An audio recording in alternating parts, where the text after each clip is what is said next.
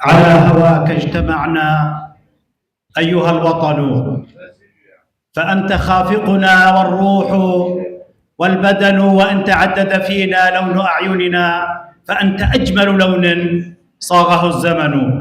أما قبل فبسم الله الرحمن الرحيم، والصلاة والسلام على سيدنا محمد أشرف الخلق والمرسلين. الحضور الوارف على هوى الأدب وعمق الكلمات ونمنمات حريرية طرزت بشظايا كريستالية، نلتقي بهذه النخب الثقافية الوارفة في هذا الصرح الوارف المرتبط بمسيرة الوطن وسرديته التاريخية، المركز الثقافي الملكي. مساء حزيراني معتق بأنفاس العشاق على مد الأشواق، نحتفي فيه بأيقونة للعمل الثقافي عبر مؤلفها الجديد الموسوم بشظايا حرير. لك سيدتي من هذا الجمع الميمون كل التهنئات والمباركات، لك سيدتي من هذا الجمع الميمون كل التهنئات والمباركات. ميرنا حتقوى تستحق منا الدعم والتشجيع نظير كل ما قدمته وتقدمه للثقافة والأدب، فلنحييها مرة أخرى.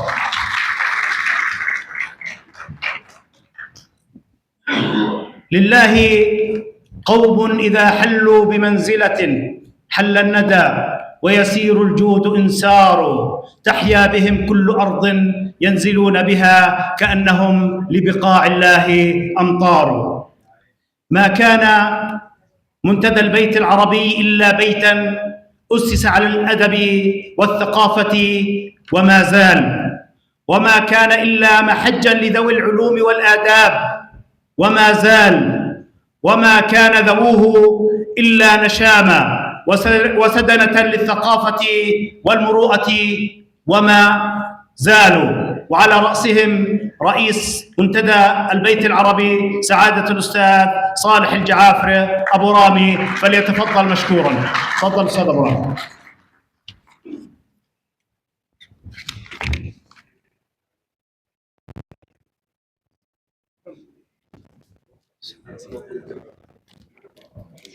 شكرا أستاذ شفيق على هذه التقديم الجميل.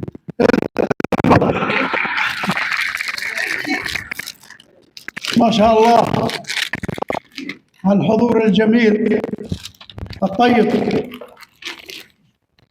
وباسمكم جميعا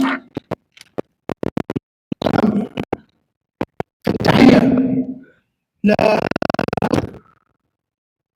لأعتقى أم محمد والأستاذ محمد وأخواتها والأخوات العزيزات، حياكم الله، أهلا وسهلا.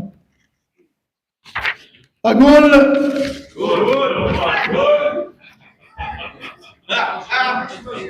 هلا وغلا بأهل الأدب والمكاتب، هلا وغلا بأهل الأدب والمكاتب، بترحيب أسرع من برق السحابة، الله حيهم نشامة بالعز والطيب، لكم صدر البيت مشرع أبوابه، أنتم أصحاب الكرامة والمواجيب، بكم نزهو يكتمل الحرف بكتابه، كل منكم في القلب حبيب، لكم القلب سلام وجوابه، من عادتي بالكرام أزيد التراحيب، وبكل شموخ بحضوركم يا هلا.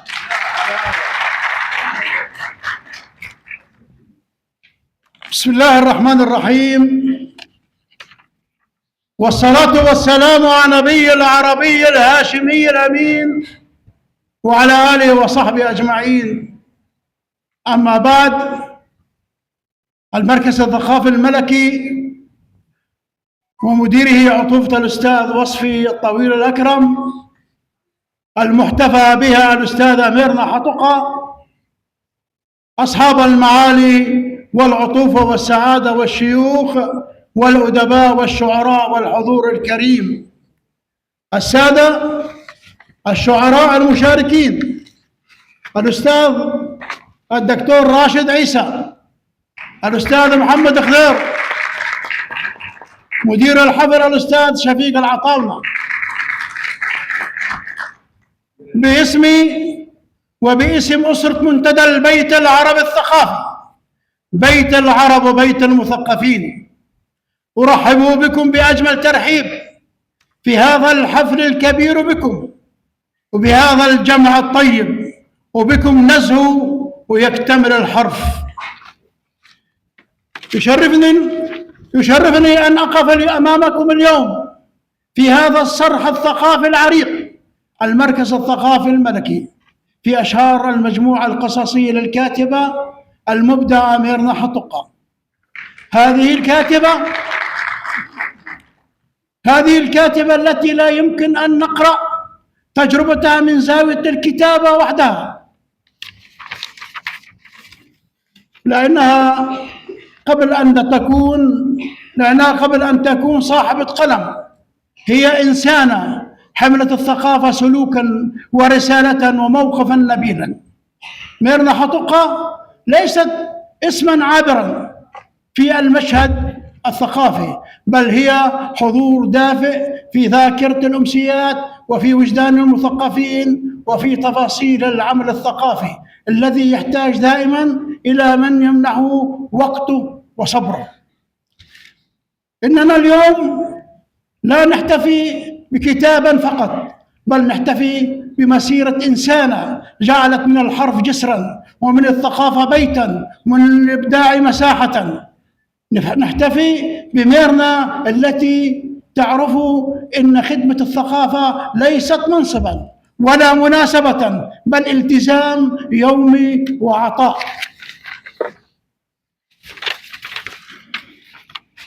وعطاء هادئ وإيمان عميق بأن الكلمة قادرة على أن تزرع الضوء في العتمة.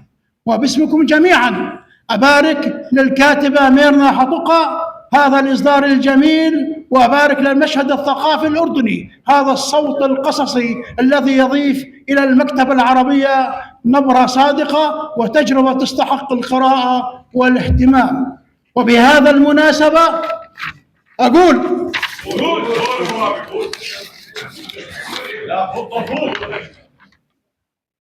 يوم هلا الله حيهم اذبح يا أقول يوم هلا يا زين القلم والقرطاس بين يديكي، يا زين القلم والقرطاس بين يديكي، بالحلا زينت عمق الحرف وزيادة.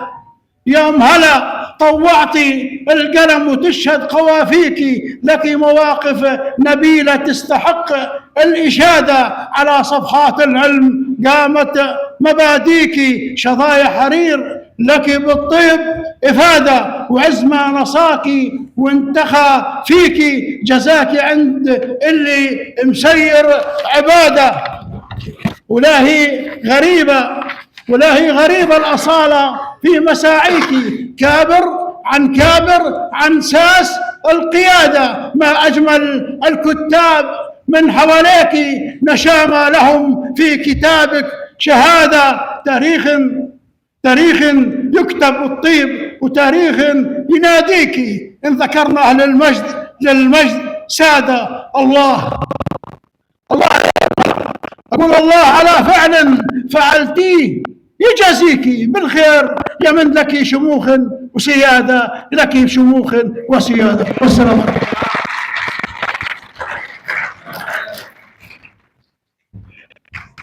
سلم فمك وقلمك أبا رامي الحبيب. قبل أن نعود إلى فقراتنا نود التهنئة للهيئة الإدارية الجديدة لاتحاد الكتاب الأردنيين بقيادة الأستاذ عليان العدوان الموجود أمامنا، بدنا نحييهم هو والهيئة الإدارية، أيضا الهيئة الإدارية الجديدة أيضا لرابطة الكتاب الأردنيين يعني رئاسة الدكتور رياض ياسين، وأيضا كل التحية لكل الإعلاميين الذين يوثقون هذا الحدث بيننا، وتحية خاصة لتشريفنا هذا الحفل لأسرة ميرنا حتقوى والدتها اللي موجودة بيننا. أهلا وسهلا.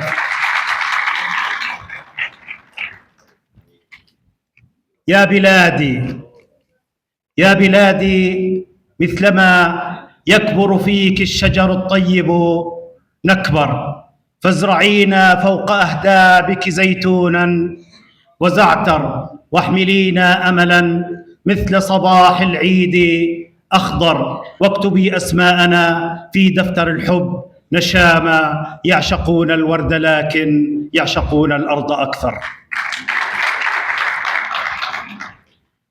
لنشاهد معا هذا الفيديو لمحطات سيرة ومسيرة لأديبتنا المحتفى بها، أعده المبدع عادل الخطيب بصوت الشاعرة الدكتورة وفاء جعبور وكتابة الشاعر محمد خضير. فلنشاهد هذا الفيديو، سيرة ومسيرة لميرنا حتقوى انهمار الأبجدية.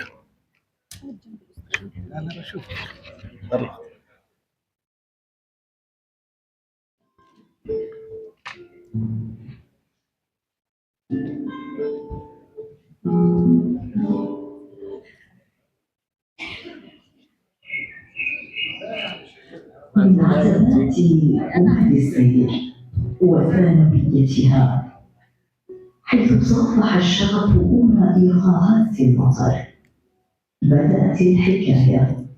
فهناك أسست في 15 من عمرها نواة مكتبتها الخاصة لتحتمي بحفيف الورق من وحشة هذا العالم، ومنها تمددت خطوتها نحو جامعة موتى ليتعمد الوجدان بعبق الكرك في ارتباط صوفي صاغ ملامح انتمائها.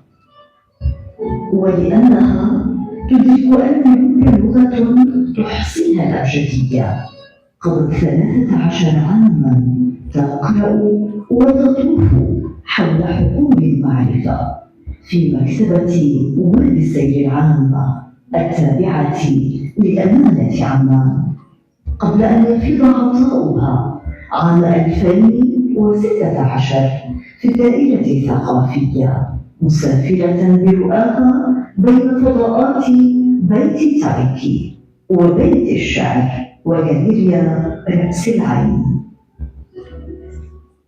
وفي عام 2017 كان انتسابها لمنتدى البيت العربي بوابة لفعل ثقافي جماعي، فتولت أمانة سره حتى عام 2025 لتشغل اليوم موقع نائب رئيس المنتدى إلى جانب الأستاذ صالح الجعافري.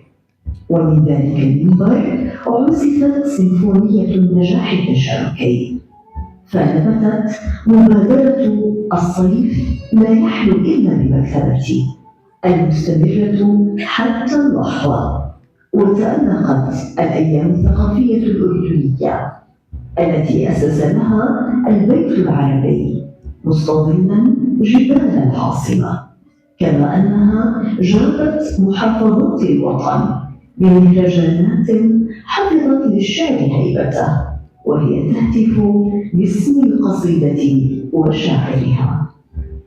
وفي فضاء الإنتاج الأدبي أنارت روحها عام 2020 في كتابها حبة سكر، لتقف اليوم بكامل نضجها الإبداعي محتفية بمجموعتها الحمراء شظايا حرير، حيث يبدو النسيج مرآة للذات، ولم تقف حدود حبرها عند جغرافيا واحدة، بل امتدت الفصول لتشترك مع فريق بيت الشعر في المفرق في ملتقى شعر الأطفال ومهرجانات الشعر، وبالتعاون مع دائرة الثقافة بحكومة الشارقة في التكريم الثقافي ومعارض الكتاب لعامي 2024 و2025.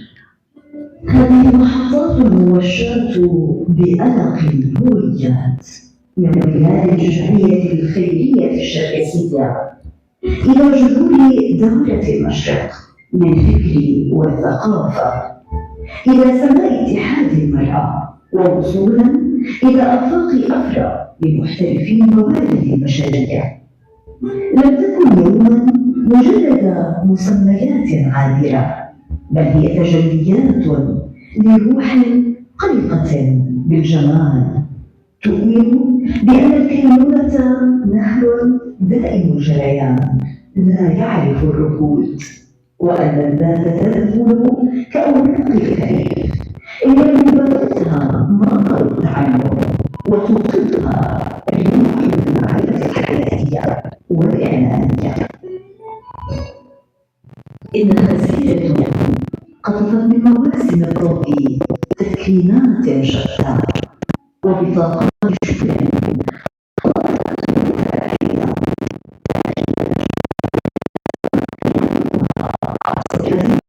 تغني كاملة في تلك الفترة حين تنبض قلوبها فرحا بين غلافيها، وحين يرتعش الحب ليعيد صياغة العالم.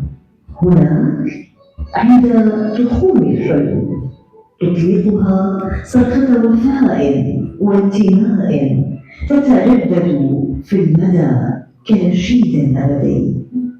لقد نمت من طين هذه الأرض أنثى الأبجدية واسمها ميرنا، وستبقى في أفق الإبداع منارة يستدل بها السائرون.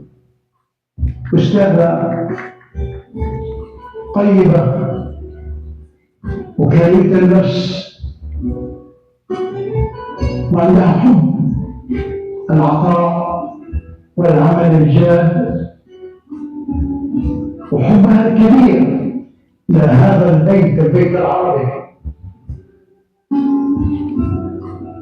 أيقونة الثقافة العمانية الأستاذة والأديبة الكبيرة ميرنا أطوقة. حسب مناسبة النشاطات الثقافية في مثل البيت العربي الثقافي، أنا أعتبرها دينامو في العمل الثقافي، وهي صديقة وزميلة وإنسانة رائعة جدا محبة للجميع. ميرنا طبعا أخت عزيزة، ونشكر جهودها في التعاون مع بيت الشعر على تدوين كل صعاب لتستمر الفعاليات الثقافية المتنوعة الخاصة ببيت الشعر في العاصمة عمان. عندما أتحدث عن ملمح تقوى أتحدث عن المرأة الأردنية ذات الطاقة الإيجابية، المرأة الأردنية الفاعلة في العمل الاجتماعي وفي العمل الثقافي. الأخت ميرنا تقوى أمين سر منتدى البيت العربي الثقافي ومنسقة النشاطات الثقافية في البيت. هي إنسانة يعني متابعة. بارك بالصديقة والأديبة الجميلة وهي نائب رئيس منتدى البيت العربي الثقافي، بارك لها شظايا خير. هي فراشة دؤوبة النشطة دائما في المجال الثقافي. ست لينا عطوة أمين سر منتدى البيت العربي الثقافي، مفخرة لكل امرأة ناشطة نسائية في مجال الثقافة ومجال الأدب. أمين تقوى صديقة فراشة المنتدى ودينا المحرك في هذا المكان. لم أرها يوما تتكاسل أو تتقاعس أو تقصر في أداء واجباتها طبعا هذا الواجب يؤدى بمحبة، ويمكن هذا المختلف في العمل الثقافي الذي تقدمه اللجنة. يعني الكلام كثير ولكن ما نقدر ناخذ الوقت اكثر من هيك، وانا سعيده يعني اعتبر اليوم من اسعد الايام يعني كلمات جميله سمعت.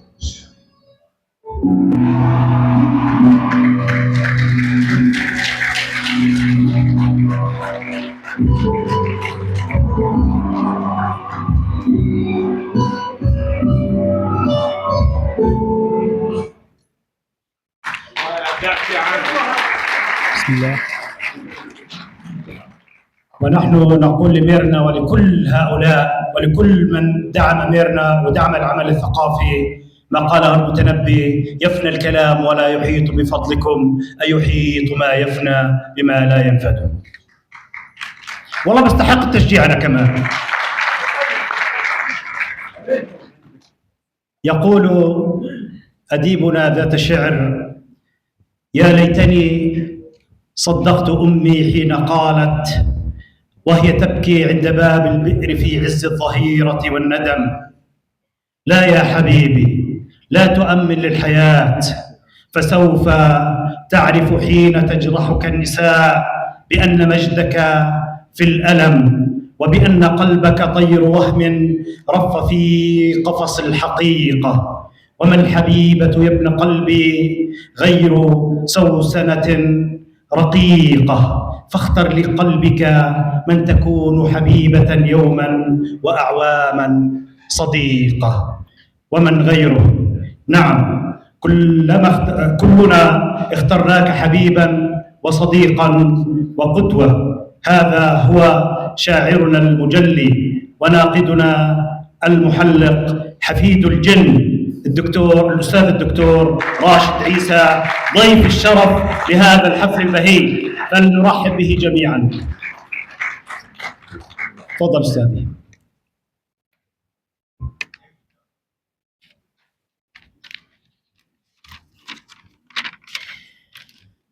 أي هذا المساء الجميل،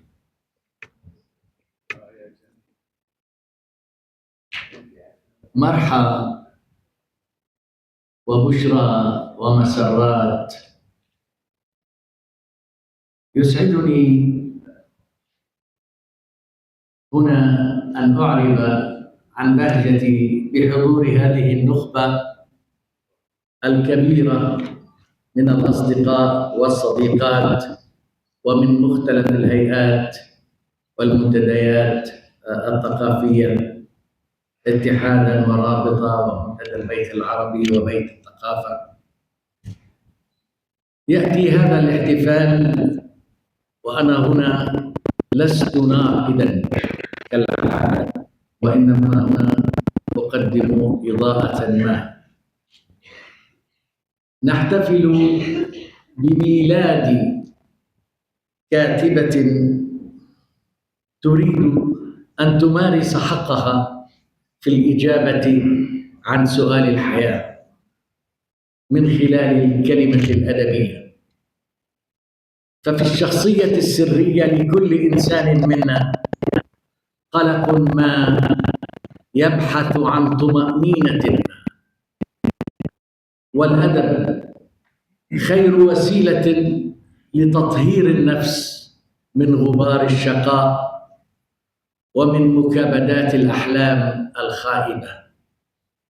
وكذلك الأدب وسيلتنا التي بها نغرس شتلات وبتلات الأمل والأزهار في أراضي الحلم البعيد.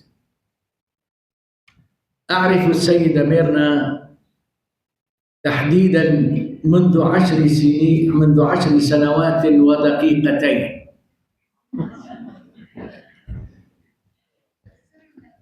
عندما كانت زميلة لنا في أسرة بيت الثقافة والفنون، ولا سيما في مجلة مدارج التي كنت أرأس تحريرها، وفي نشاطها الملحوظ في تنسيق الأماسي والندوات الثقافية المحلية والعربية. فكنت أراها وهي الآن كذلك، وستظل كالنحلة السعيدة التي تبتهج بالأزهار المتفتحة، وتشجع البراعم أيضا، تشجع البراعم الساهية على التفتح والمشاركة في مهرجان الحياة. فكانت كما هي الآن مثابرة في منتدى البيت العربي الذي أصبح رافدا مهما من روافد المشهد الأردني. أقول ما زالت مثابرة شديدة الإخلاص لمهامها، لا بل مبادرة شجاعة في اقتراح كل ما هو فعل ثقافي جميل. ميرنا تؤثر غيرها على نفسها بشهادتكم جميعا، تتفانى في عملها دون انتظار شكر أو ثناء، وتنشر الرضا والتفاؤل في نفوس من يتعاملون معها، فهي واضحة صريحة كبسمات الأطفال في يوم العيد.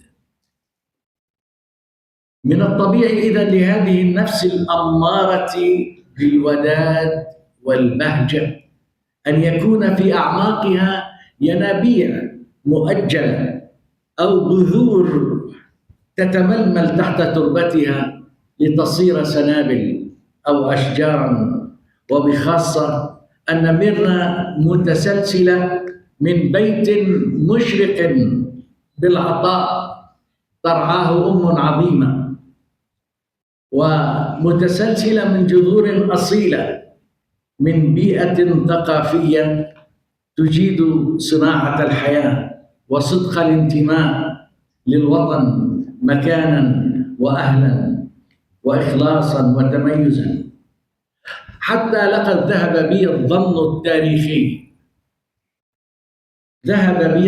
التاريخي المتفائل على أن ميرنا وهي كذلك متسلسلة بالضرورة من جينات السيدة الأسطورية ساتناي، سيدة الحكمة والمثالية والأم الروحية للناطقين من شعب الفؤاد المجيد.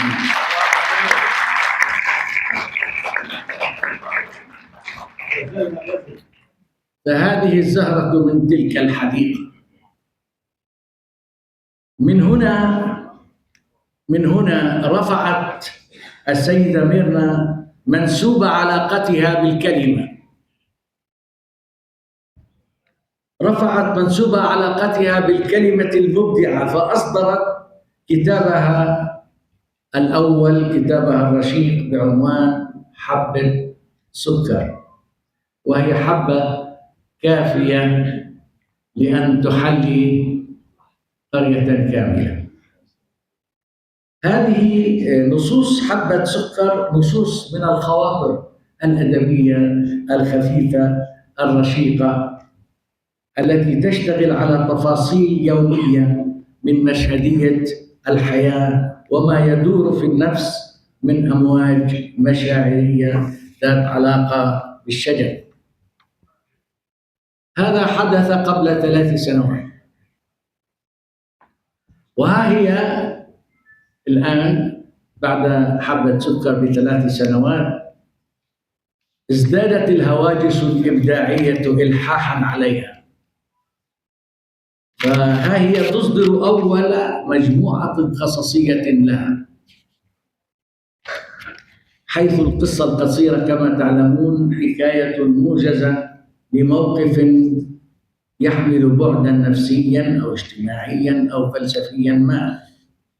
عنوان المجموعة شظايا حرير، وأظن أن هذا العنوان لفت انتباه الجميع، كيف استطاعت أن تجمع بين متناقضين، وما الأدب أساساً إلا محاولة جميلة في جمع النقيضين دائماً. هذا العنوان المثير كما قلت جمعت فيه أمرين متناقضين. كلمة الشظايا كما تعلمون منسوبة للنار والاحتراق، أما الحرير فمنسوب للنعومة والرفاهية. إذن بقليل من التأويل ومتعة التخمين يمكن الوصول إلى المعنى المراد، وهو أن المقصود بالحرير هو الحلم والأمل. أما الشظايا فهو انكسارات هذا الأمل أمام تحديات الواقع، هي مكابدات الكاتبة للانتصار على الخيبات. فالعنوان إذن مشبع ببلاغة الكناية التي تفتح المجال للقارئ العادي والخاص بأن يختار المعنى الذي يريد. ولا شك أن العبارة المبدعة هي ما تفتح أمام المتلقي آفاقاً متضاربة فتكسر التوقع وتحقق الدهشة المستمرة. هذا العنوان إذن هو المدخل الرئيس الذي يدخل منه المتلقي إلى القصص ليستبصرها وفق مزاجه وذائقته وثقافته ورؤيته الذاتية. فقط سأخذ مثالاً واحداً من المجموعة، وهو القصة الأولى. القصة الأولى بعنوان حفل توقيع، يعني يشبه ما نحن فيه الآن. انظروا بالمصادفة كيف التقت أول قصة مع هذا الاحتفال. في القصة الأولى في مجموعتها شظايا حرير اسمها حفل توقيع، تطرح الكاتبة قضية معاناة الأديب بعد أن يطبع كتابه ويقيم له حفل توقيع. للحق هناك معاناتان أو عدة أشكال من المعاناة عند الكاتب. المعاناة الأولى وهي الأجمل وهي طبيعية، هي معاناة الكتابة، معاناة الإنتاج الكتابي. الآن انتهى الكاتب وتأتي المعاناة الأخرى في معاناة الطباعة، وهي أيضاً معاناة صعبة، ولكنها ليست أصعب من المعاناة الثالثة. بعد أن يطبع الكتاب يظن الكاتب، أي كاتب يظن أنه سيخترق المجال الجوي لكل العالم وستطير شهرته إلى آخره، فيصدر هذا الكتاب، وهناك طبعاً دور نشر تتولى ذلك. هذه المعاناة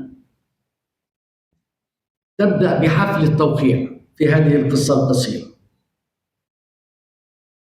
أقيم حفل التوقيع فخاب ظن المؤلف. الآن ندخل نحن في القصة وليس مع ميرنا الشخصية الأخرى. انتهى حفل التوقيع وخاب ظن المؤلف بعدد الحاضرين. أما اليوم الحمد لله انعكس الأمر. يا ريت لو كل حفل توقيع في نصف كان كل كتابنا أغنياء. تقول الكاتبة، تقول بالحرف الواحد في نهاية القصة: انتهى المساء، يعني انتهى حفل التوقيع، انتهى المساء وغادر الكاتب بابتسامة فاترة وهو يحمل كرتونة فيها النسخ التي لم يأخذها أحد. لكن لفت انتباهه أن بطل روايته، الرواية اسمها اللي في القصة القصيرة شوكة الوردة، لكن بطل روايته يخرج من داخل الكرتونة بينما النار تندلع في جسده. أي نار هذه التي تندلع من جسده؟ إذن الحرير هو حلم إصدار الرواية، والشظايا هو النتائج المؤسفة. الوردة هي الرواية والشوكة هي النتائج. أنا أقول استطاعت هذه القصة أن تقدم لنا هذه القضية بواقعية سحرية، مطابقة المشهد للواقع لما يجري. ثم خروجه إلى اللا معقول والفانتازيا. كيف يخرج الكاتب بطل الرواية من النص؟ والنار مندلعة في جسده. وتلك هي بلاغة الإيماء. هنا الأدب، هنا المركز أو المركزية الأدبية الإبداعية. هذه هي بلاغة الإيماء وجمالية الأدب الذي يلمح ولا يصرح. بناء على ذلك لا أستغرب أبدا أن تتنامى البذرة الإبداعية عند ميرنا، التي هي كما قلت لكم متسلسلة من عبقرية ساتاناي، أن تصدر رواية في الأعوام المقبلة. ساعتها سننتبه فيما إذا كان البطل سيخرج من الكرتونة والنار مندلعة في جسده، وسنرى كيف تنبت الزنابق على كتفي كاتبتنا الشجاعة، سنشاهد أديب الأجيال الأستاذ محمد سمحان أول مبارك لها بالرواية، وستهديها السيدة العالية جدا زهرية صعوب أعظم باقة ورد. وشكرا لكم. شكرا لكم.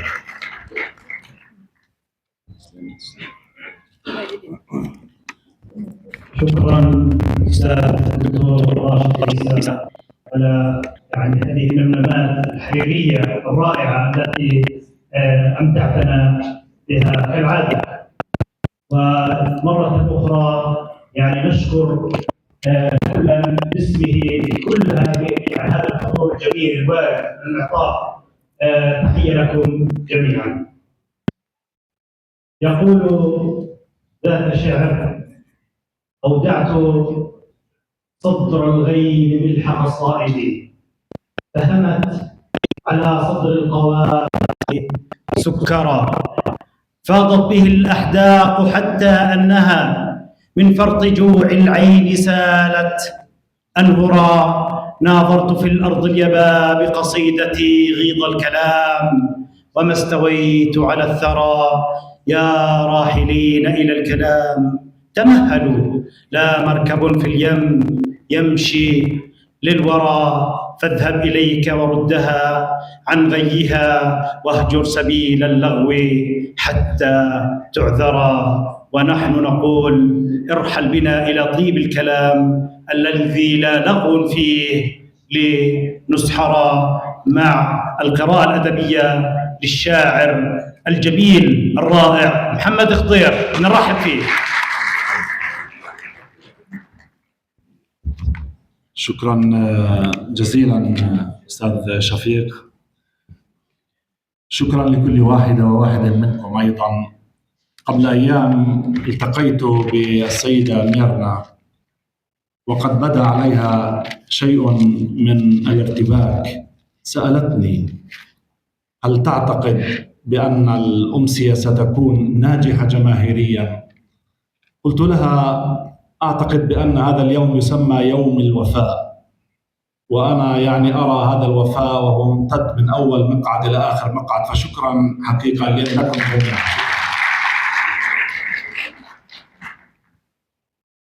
قراءتي بعد الاعتذار من الدكتور راشد عيسى، أنا أجلس إلى جانبه وأتطاول على النقد، هذه فرصة عظيمة. أسميتها مرايا الكينونة، وهي جردة أدبية لأقاصيص شظايا حرير. من حافة العمر، حيث يتكئ السرد على وسادة من جمر الوعي، لا تأتي الكتابة لتروي الحكاية، وإنما تأتي لترمم بالحرير ما تبقى من الشروخ العميقات في جسد هذه الكينونة. هكذا بلا مداهنة أو تمهيد خجول تنسج الكاتبة ميرنا حتقة من خيوط الفقد منارة تقبض على ما تسرب من الضوء والظلال في أقاصيصها شظايا حرير. لتقف عند عتبة زمنية لا تقاس بالأعوام، بل تتهادى على معراج الحكمة والخسارة الكونية، حين تهدي نصوصها الباحثة عن الخلاص بالقول إلى 50 بكل انتصاراتها وخساراتها. هذا الإهداء أوسع من مدخل عابر، إنه بوابة من هسيس ممتد وراء حدود التفسير، تنفتح على ليل الكيلونة لتعبر منها الذات نحو نضوجها الأخير، وتخوض جردة حساب صارمة مع الهباء، تتبدى فيها الحكايات كسلم من نور صاعد يقتفي أثر الضوء وظلاله الهاربة لرصد الوجود ومعناه. إنه بوح شفيف يفيض بنبض باطني يحاور جوهر النص وروحه، كأنه نسيم غامض يمر بين غابات النفس ليمثل عتبة الروح التي تحتضن هذه الشظايا. إنه المرآة السحرية التي تشي بأن داخل الصفحات حريرا غزيرا تمزق برياح الواقع وقسوة الخذلان، فصار وخزا جميلا يدمي الكبرياء البشري ويحييه في آن معا. في هذه الأقاصيص تنكسر نعومة الحرير المفترضة وعاطفته البسيطة لتستحيل الكلمات غيوما ممطرة بالأسئلة، ونكتشف منذ اللحظة الأولى أننا لسنا أمام أقاصيص تداعب الوعي أو تستجدي الطمأنينة الزائفة، بل أمام مباضع سردية تشظيه وتجعل من الرؤية القصصية مرآة عميقة تلوح من خلف زجاجها المكسور ملامح المأساة والمفارقة الكامنة بين الغلافين كجمر يضيء تحت الرماد.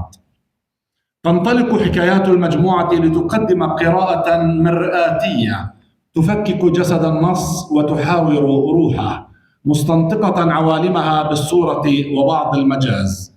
يعني كنت سأذكر طبعا حفل توقيع الذي أشار إليها الدكتور راشد، سأتجاوزها لأنه يعني تجاوزني فيها أصلا.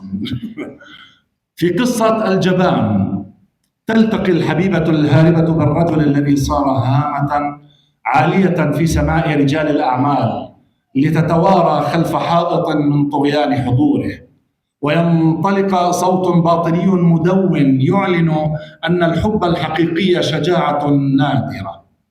وفي قصة فضول يغدو الحب متفرجا يجلس على مقعد متهالك داخل حديقة منسية، وتسكب الكاتبة مجازا طاعنا في البكاء حين تصف الدموع بأنها ماء مطر ناعم على ورق ورد في الصباح، لتتوج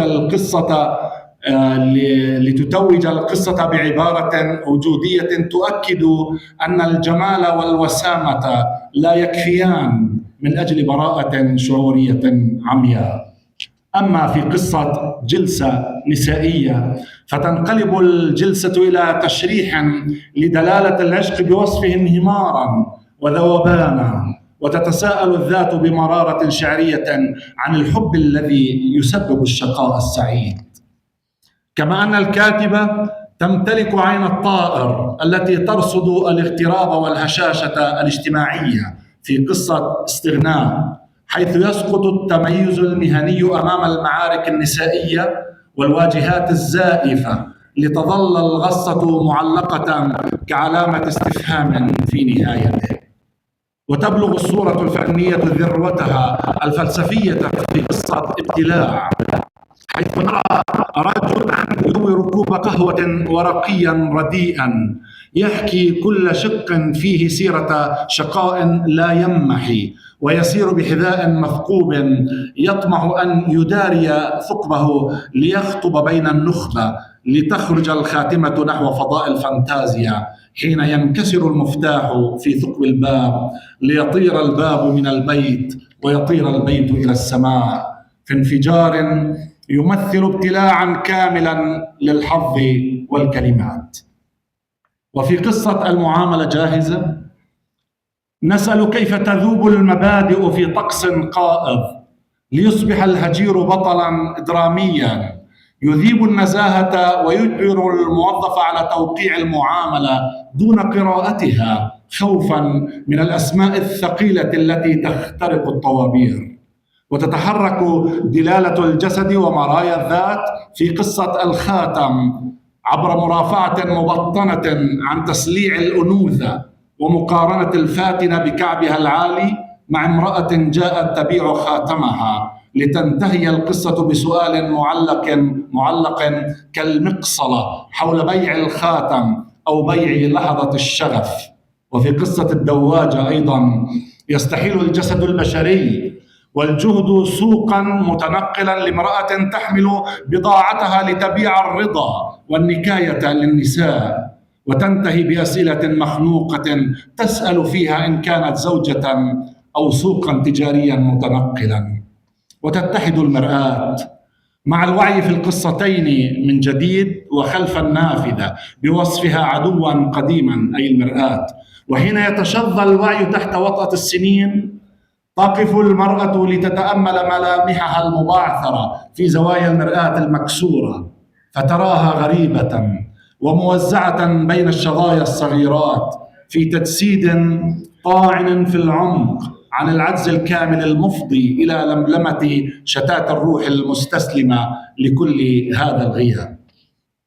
تغوص المجموعة في سراديب الشك النفسي المعتمة وتقتفي أثر التآكل البطيء في أروقة الروح المجهودة.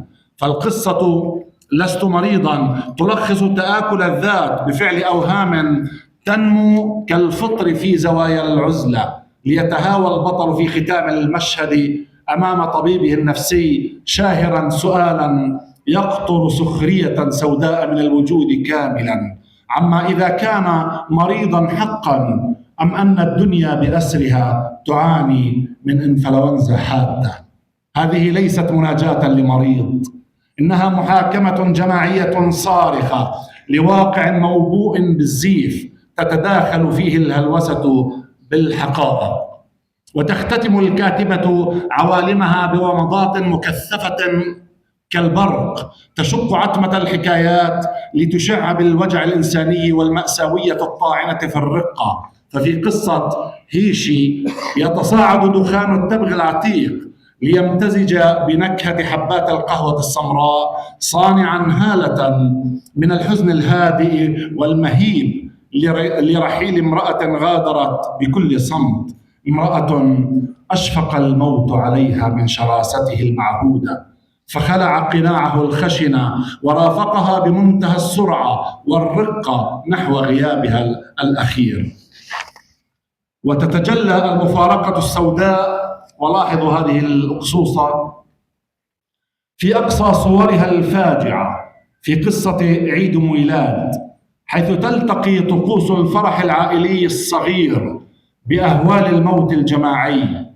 تضاء شمعة طفل بريء يبلغ ربيعه الثالث وسط الهدايا والحلوى، بينما يبرز في اللحظة ذاتها خلف ظهره على الشاشة خبر عاجل يتوشح باللون الأحمر القاني يخبر عن ارتقاء 68 طفلا جراء قصف غاشم بطائرات العدو.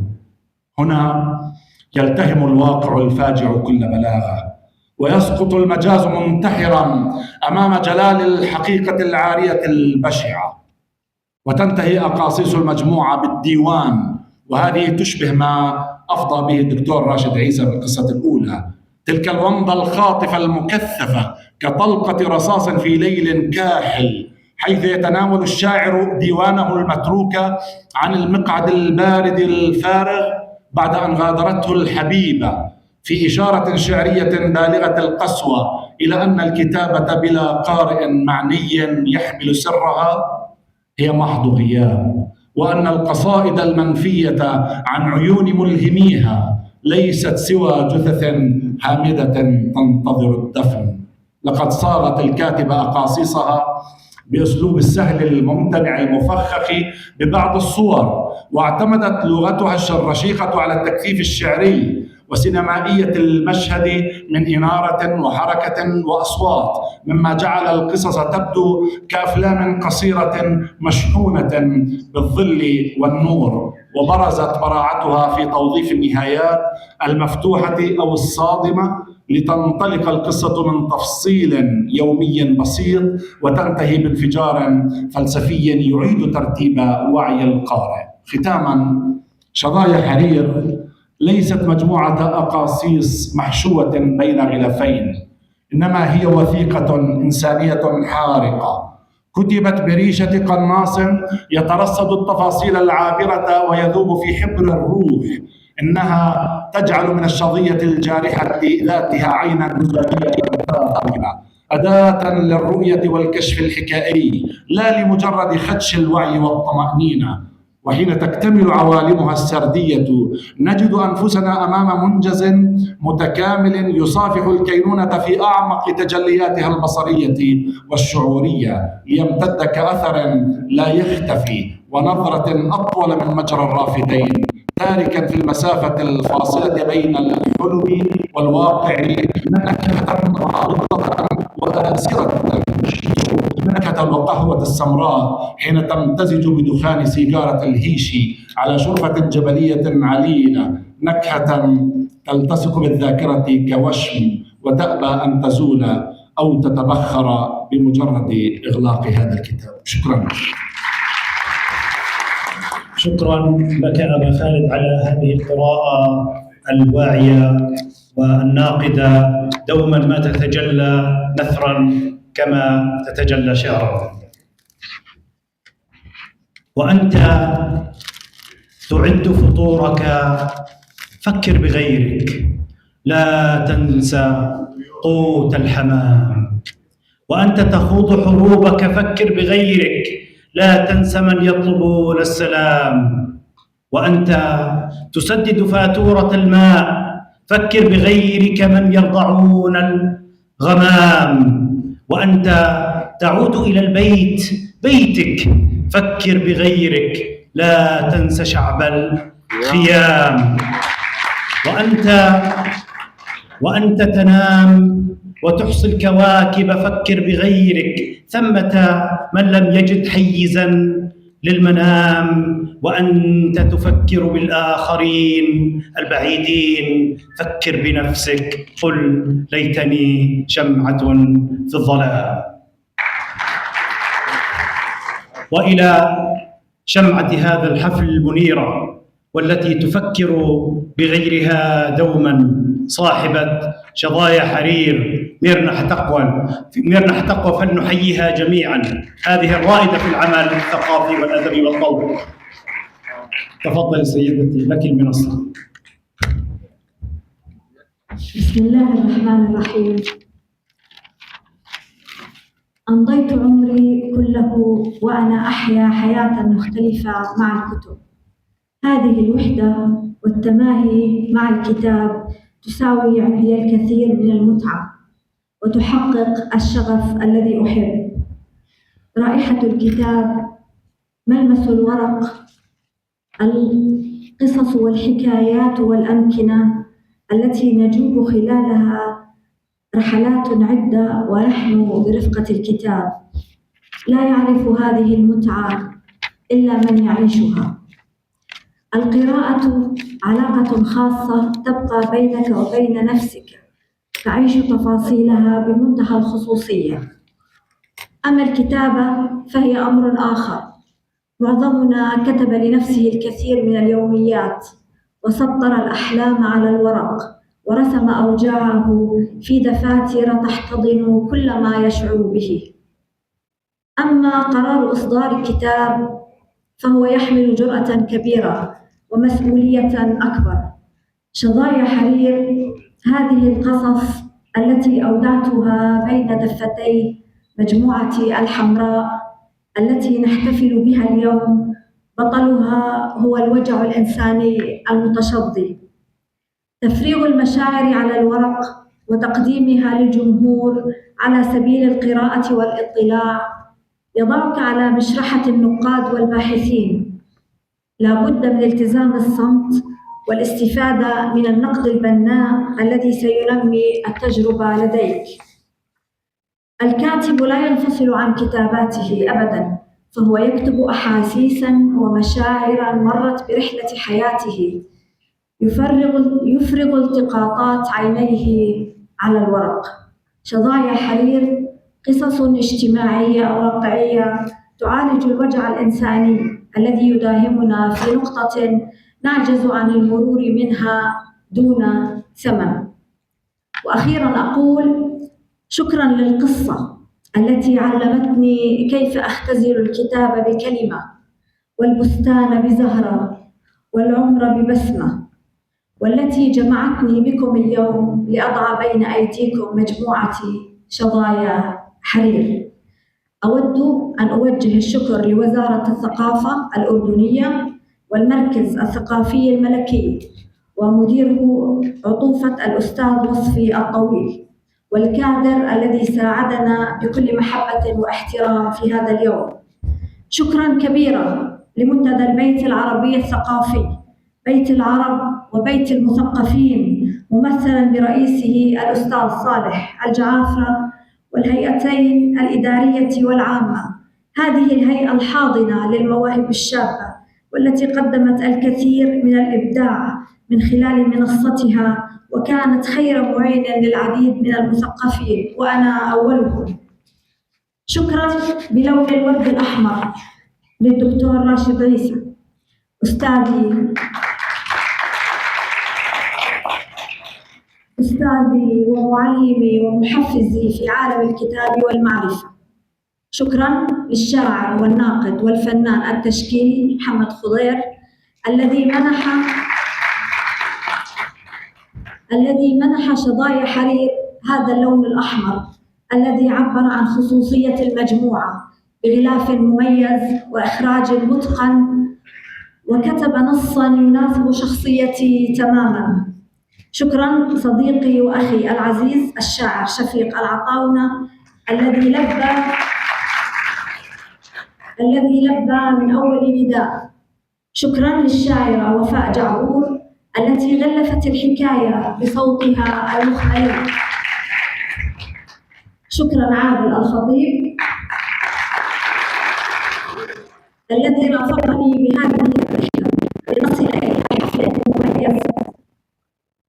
وأنتم الشكر الكبير للإعلامية صديقتي الغالية لنا العساف على جهودها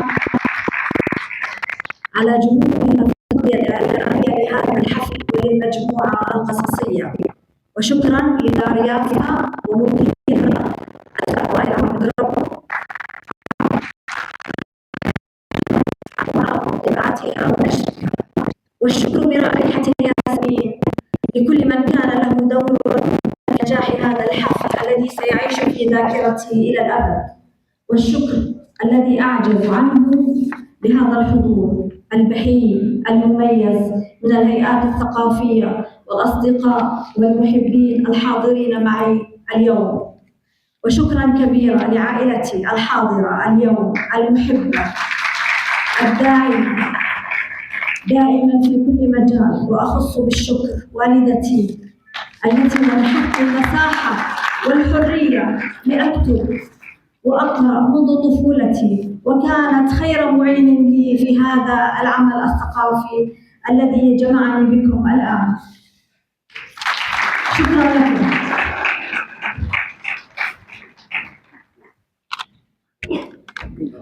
وشكراً لك، شكراً جزيلاً الأديبة ميرنا حتقوى على كل ما قدمت للثقافة والمثقفين. يعني ليس هذا احتفالاً بكتاب أصدر، ولكن هو مثل ما تفضل الأستاذ محمد خضير هو يوم وفاء لميرنا حتقوى التي قدمت كثيراً للثقافة الأردنية. بدنا نحييها تحية كبيرة واقفة مرة. وأقول وأتمثل قول الشاعر: ولو أنني أوتيت كل بلاغة وأفنيت بحر النطق في النظم والنثر، لما كنت بعد القول إلا مقصرا ومعترفا بالعجز عن واجب الشكر. شكرا لكم جميعا، وشكرا لرفقاء المنصة ولميرنا ولهذا الحضور الرائع الوالي. الآن يعني يتفضل الأستاذ صالح الجعافري والهيئة الإدارية لمنتدى البيت العربي الذي يحب للتكريم وهذه الفقرة الختامية. طبعا بعدها سوف يكون توقيع الكتاب شظايا حرير، ومن ثم هناك ضيافة بالخارج. فأهلا وسهلا بكم جميعا.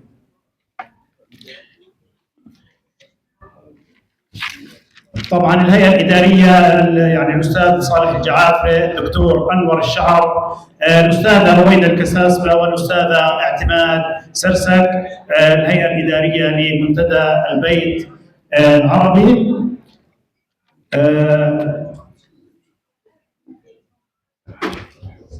فرجاء للجميع كما بدأنا ننتهي التزام الأماكن المخصصة حتى يخرج هذا الحفل بهيا كما بدأ. الرجاء الجميع التزام الأماكن المخصصة، وشكرا لكم. الدرع مقدم من منتدى البيت العربي لعطوفة الأستاذ وصف طويل مدير المركز الثقافي الملكي، يتسلمه نيابة عن السيد حسن الشورى، فليتفضل مشكورا. بدنا نحيي مركزنا الرائد.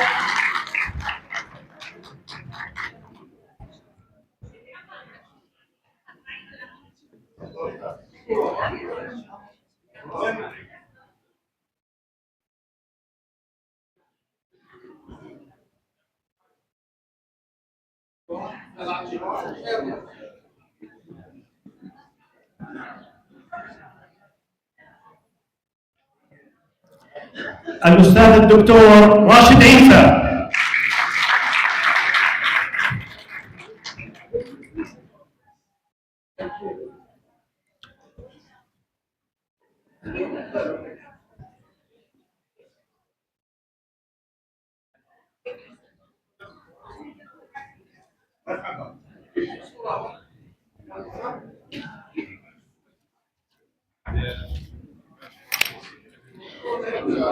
الشاعر الصديق محمد خضير.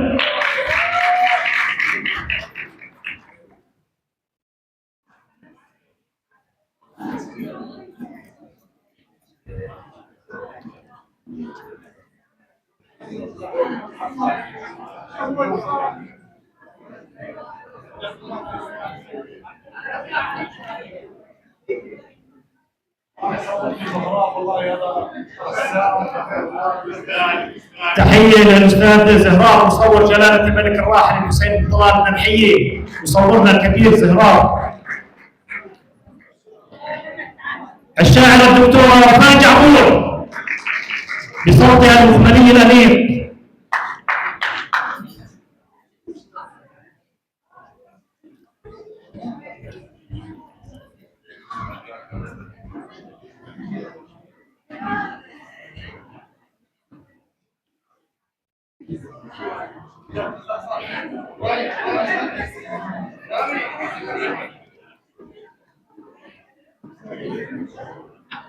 الإعلامية لينا العساف، بدنا نحييها.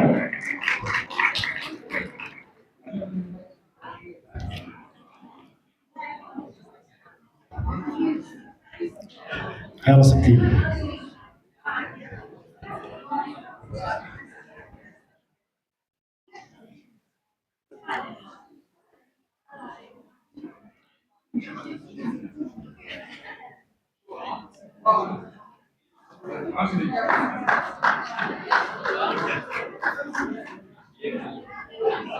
الشاعر عادل الخطيب، بدنا نحييه.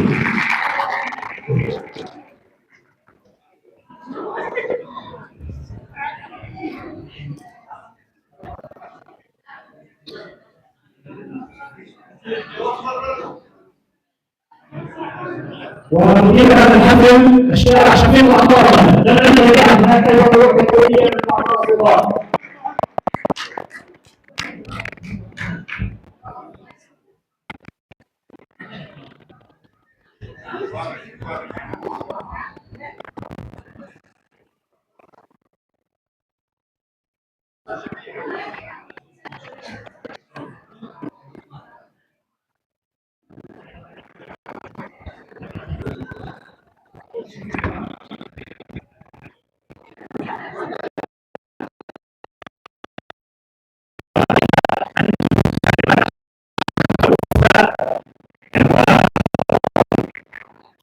الملتقى الأردني الثقافي الأستاذ حسان المجالي.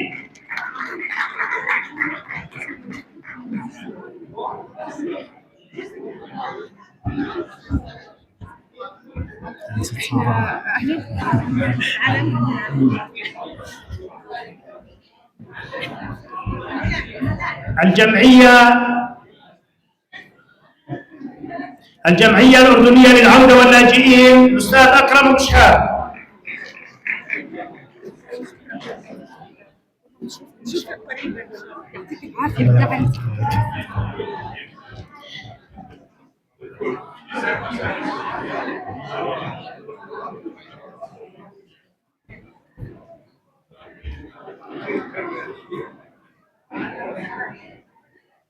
منتدى الفريق الإبداعي الأستاذ رائد عساف.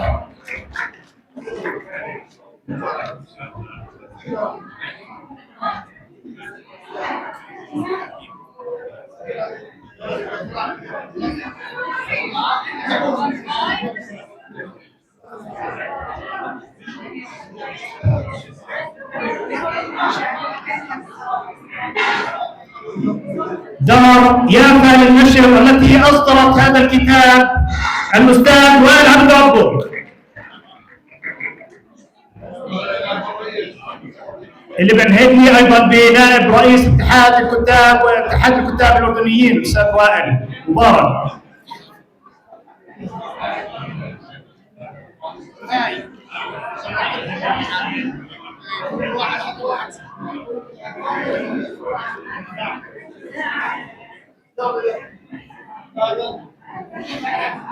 جمعية ملتقى سماء الثقافة أستاذتنا الكبيرة هيام ضمرة.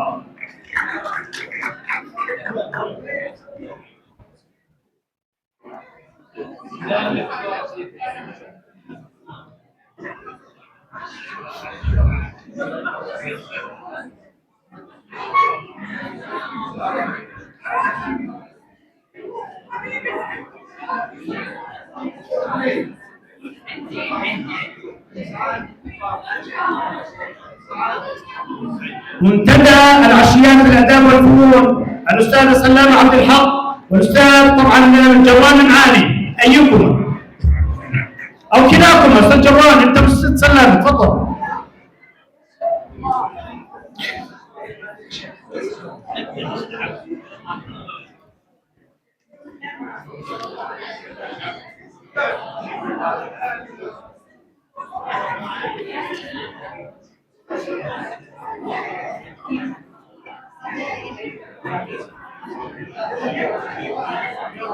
طبعا في نهاية هذا الحفل ندعوكم إلى يعني توقيع الكتاب على يمين المنصة هنا.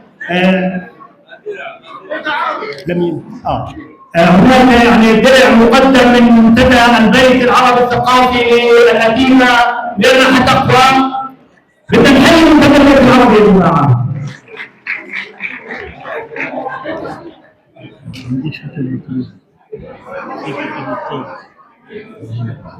الناس بتطلع في ناس بتطلع بتشتري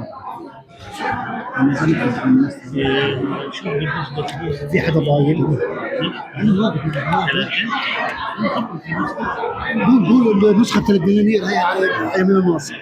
أنا بحكي أيوة هي على المنصة.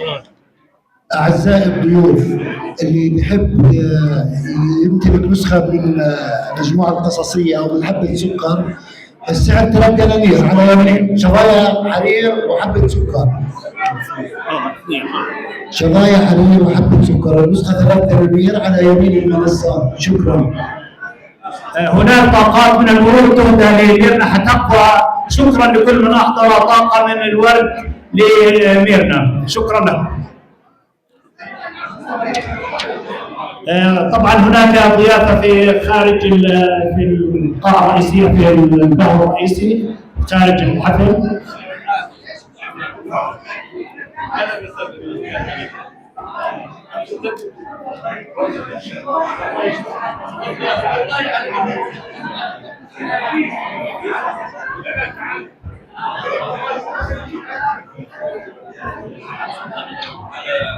الله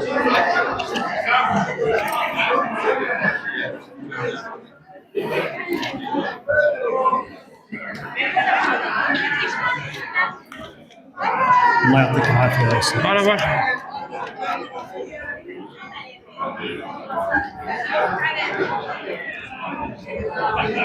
شكرا لكم جميعا والسلام عليكم ورحمه الله وبركاته. الله يعطيك الله يكرمك استاذ، هاي شهاده بنعتز فيها والله. ان شاء الله بتشرف والله بتشرف.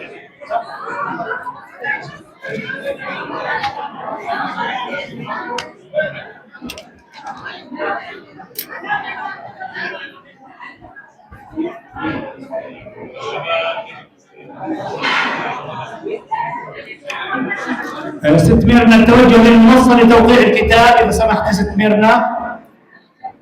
ست ميرنا المنصة لتوقيع الكتاب للمحبين.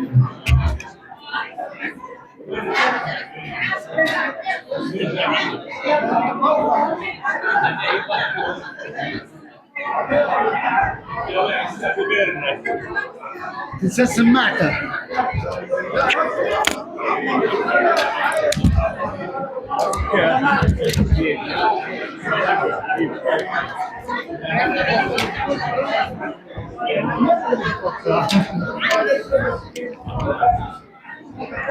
يعطيك العافية يا أستاذ. الله يعطيك العافية. يعطيك العافية. اطفي المايك، اطفي المايك يا شفيق، في مايك مفتوح. عن إذنكم عن إذنكم.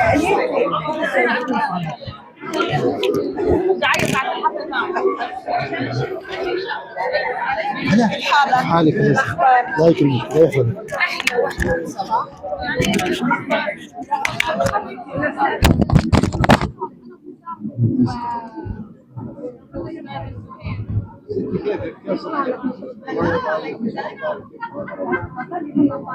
نسبتك إذا ما التقينا. هلا احكي لك اخبارك. سلام تمام. كيف حالك عادل؟ اخبارك الله يسعدك يا رب.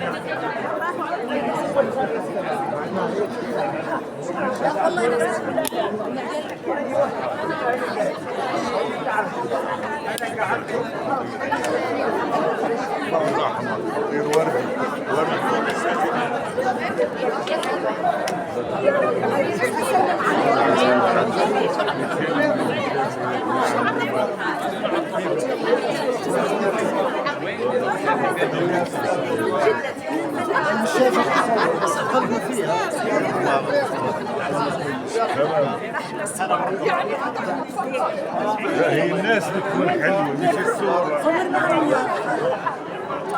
كلها زي بعض.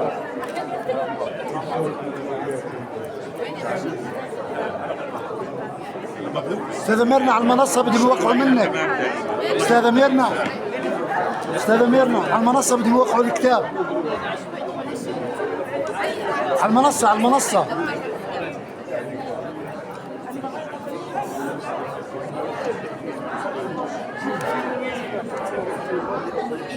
روح على المنصة.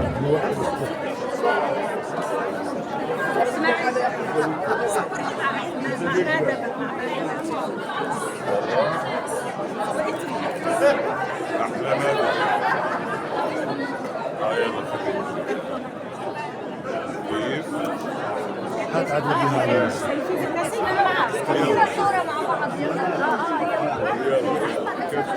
صورة عائلية مع بعض يا ميرنا، صورة عائلية مع بعض.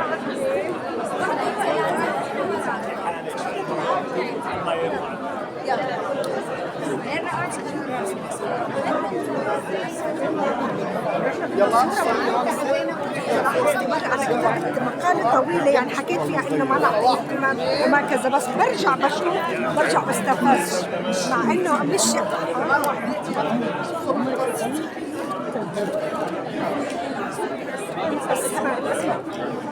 بدهم يوقعوا يا ميرنا.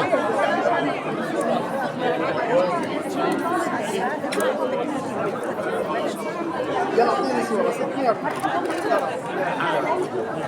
اطلع على المنصة. روح على المنصة يا مان.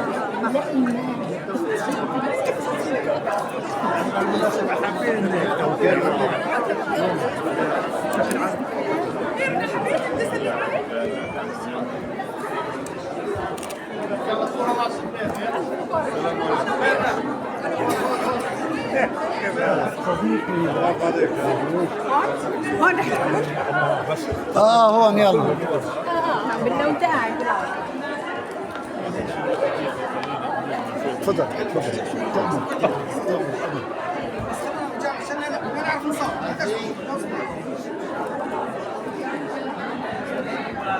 يعطيك العافيه يا مهدي. هون ولا هون سيدي محل ما بدك. من هون مش من وراها تيجوا يا جماعه. يسعد مساك يا ستي، يعطيك الف عافيه، الله يخليكي. لا انا مشكور بس ما مساء الخير. روح مكان ثاني. شكرا يا جيت متاخر بس جيت.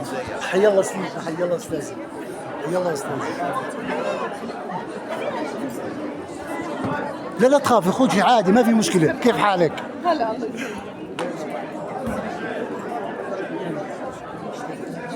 لا خلص خلصت.